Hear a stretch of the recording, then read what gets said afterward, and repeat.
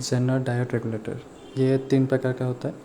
अगर we I and are दोनों fixed हो, या फिर सेकंड अगर वी आई फिक्स्ड और आर एल वेरिएबल, मतलब जो लोड है वो वेरिएबल, नहीं तो थर्ड अगर वी आई वेरिएबल और आर फिक्स्ड।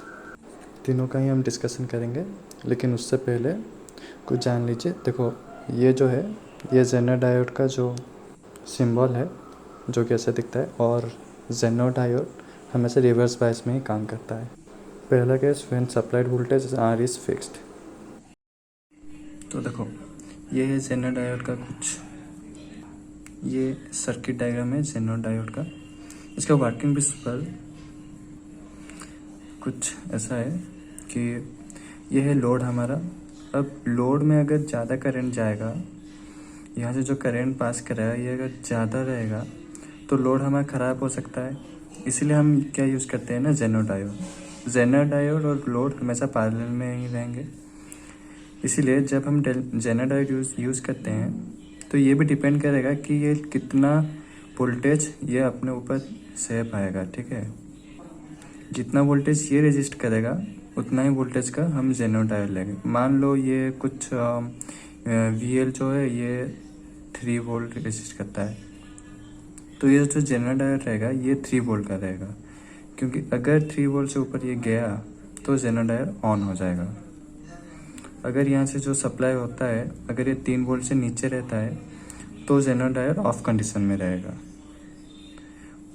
तो सारे का सारा करंट यहाँ से गया, और अगर V का जो सप्लाई है अगर ये 3 वोल्ट से ज़्यादा रहा, मान लो 5 या 6 वोल्ट, तो फिर जेनर डायोड ऑन हो जाएगा और सारा का सारा जो करंट है यहाँ से पास करेगा और इसको वोल्टेज सप्लाई करेगा ये जेनर डायोड, क्योंकि अभी जेनर डायोड ऑन हो गया है।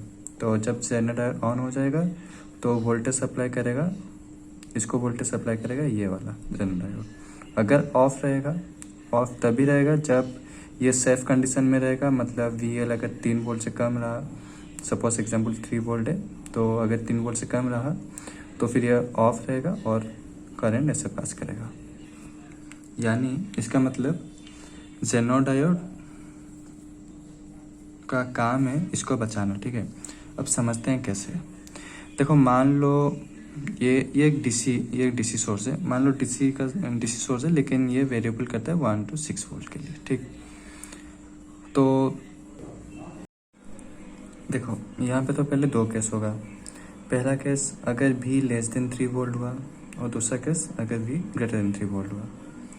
तो केस 1 अगर V लेस देन 3 वोल्ट हुआ, अगर V लेस देन 3 वोल्ट है तो मतलब ये आराम से करंट पास करेगा, करंट के लिए कुछ नहीं। तो करंट आराम से पास किया, इसको कुछ फ़र्क नहीं पड़ेगा क्योंकि ये आराम से 3 वोल्ट तक तो इसका कैपेसिटी है, ये 3 वोल्ट तक तो आराम से रजिस्ट कर लेगा। और जो जेनर डायोड है, देखो जेनर डायोड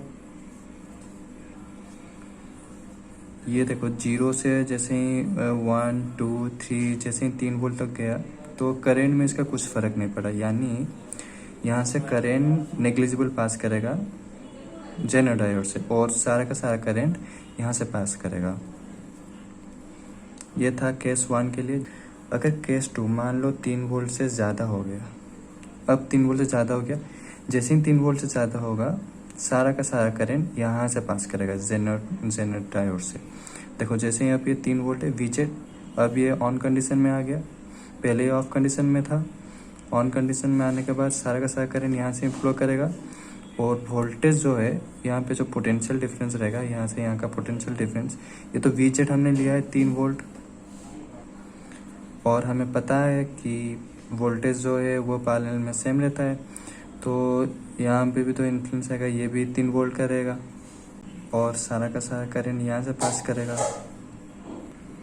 मतलब कुल मिलाकर आप क्या समझे, अगर केस 1 लेस देन 3 वोल्ट रहा, वी एल का जितना रेजिस्ट करता है, वी एल हमने सपोज मान लिया 3 वोल्ट, और अगर वी एल 3 वोल्ट से कम, मतलब जो आप दे रहे हो वी, अगर वी 3 वोल्ट से कम रहा तो ये आराम से पास करेगा, क्योंकि देखो अगर वोल्टेज 0 से 3 तक जाता है तो करंट नेग्लिजिबल यहाँ से पास करता है, तो यहाँ से सारा का सारा करंट चला गया।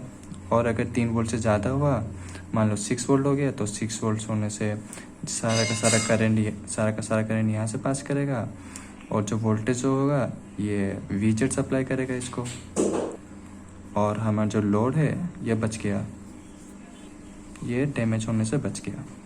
लेकिन अगर आप बोलोगे कि भाई हम तो यहाँ पे 6 वोल्ट दे रहे हैं और यहाँ पे कैसे 3 वोल्ट आ रहा है, तो बाकी 3 वोल्ट कहाँ गया? तो ये जो रजिस्टर है ये ड्रॉप कर देगा 3 वोल्ट। और अगर हम यहाँ पे मान लो 5 वोल्ट दे रहे हैं, तो 5 वोल्ट देने से यहाँ पे तो 3 वोल्ट है पोटेंशियल डिफरेंस, तो 2 वोल्ट यहाँ पे ड्रॉप हो जाएगा। 6 वोल्ट देने से 3 वोल्ट यहाँ पे ड्रॉप होगा। देखो अब सवाल आता है कि ये कैसे ड्रॉप करेगा। देखो आर तो कांस्टेंट है, अब वी मान लो 6 वोल्ट गया, तो जो इसका करंट है ये करंट उतना ही पास करेगा जितना यहाँ पे 3 वोल्ट का डिफरेंस आ जाए, पोटेंशियल डिफरेंस से 3 वोल्ट ड्रॉप हो जाए।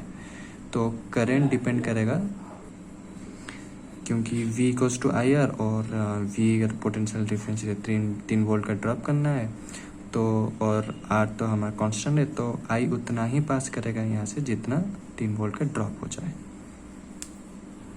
तो समझे ये कैसे काम करता है जेनर वोल्टेज रेगुलेटर। तो इसमें कुछ पैरामीटर्स है, जैसे कि जो कि है IR, R, V। देखो ये तो R है, IR मतलब इसका है वी जेड जेनोडायोड का, आई जेड जेनोडायोड में करंट कितना है, RL, VL, ऐसा सब।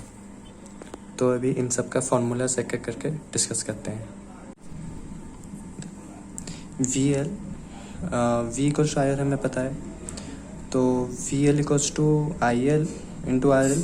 अब RL तो दिया है हमारा, ये IL कैसे निकालेंगे?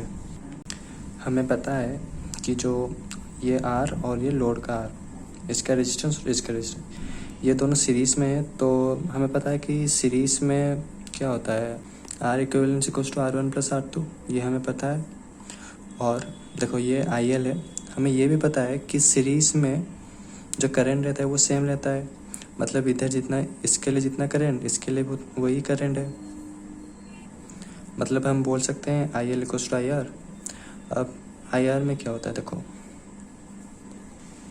अगर हम IR निकालेंगे तो V1 यानी VI by R plus RL, R equivalent, तो IL equals to VI by R plus RL, ये आ गया IL का वैल्यू, इसको यहाँ पे पुट कर दो, तो VL equals to RL into IL का वैल्यू पुट कर देंगे तो RL into VI by R plus RL, ये आया VL का वैल्यू। अगर ये जो अप्लाइड वोल्टेज है अगर ये ज़्यादा रहा तो फिर वी जेड ऑन हो जाएगा, और अगर ये V कम रहा तो फिर वी जेड ऑफ रहेगा विद रिस्पेक्ट टू VL। अब मान के चलते हैं कि ये अब ये ऑन कंडीशन में है, ठीक है।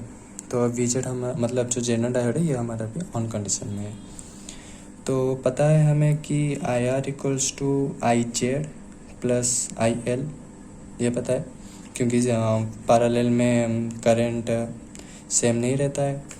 तो IR equals to I Z plus RL हुआ। अब आई जेड को इधर ला दो, RL इसको उधर ला दो, तो I Z equals to IR minus IL। और हमें पता है कि IL equals to VL by RL, क्योंकि V equals to IR, I equals to V by R। और जबकि ऑन कंडीशन में तो इसका जो जेनर डायोड का जो भी वोल्टेज रहेगा ये इधर रहेगा। मतलब हम ये बोल सकते हैं कि VL जो है वी जेड भी वही है, यानी हम लिख देंगे V Z by RL, same, दोनों सेम ही है। अब IR कैसे निकालेंगे? देखो हमें IL मिल गया, आई जेड हमें निकालना है, IR कैसे निकालेंगे? हमें पता है IR equals to V by R, ठीक है, V बाई R होगा।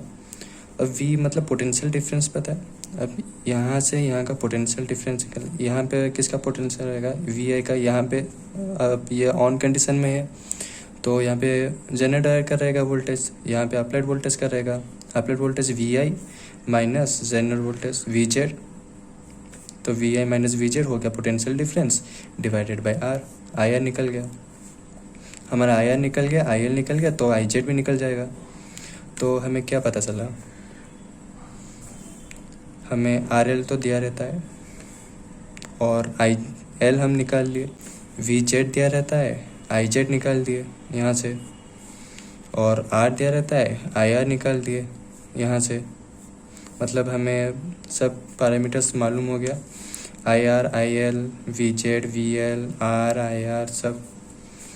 अब पावर डिस्ट्रीब्यूटेड बस इसका ही रहता है, तो power distributed of Z diode equals to P Z, P equals to V I पता है, तो P Z equals to V Z into I Z, ये भी निकाल देंगे यही सब फार्मूला से।